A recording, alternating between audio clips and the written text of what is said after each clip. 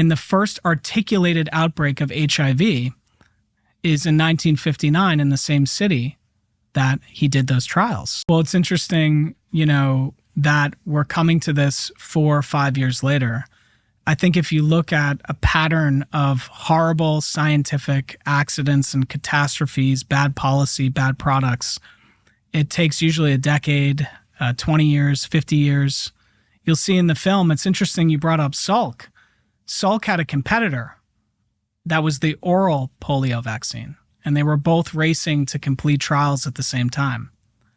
And there's data that suggests that scientist, Hilary Kroposki, who was in the Belgian Congo, was using chimpanzee kidneys to propagate his polio vaccine against the concerns of a lot of scientists who worried that viruses could go from chimpanzees to humans really easily. We have very similar DNA.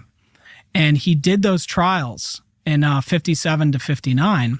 And the first articulated outbreak of HIV is in 1959 in the same city that he did those trials.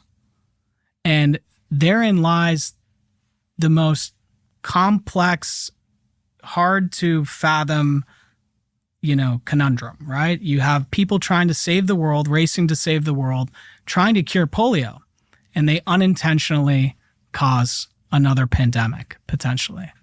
And fast forward 75 years, and it happened again.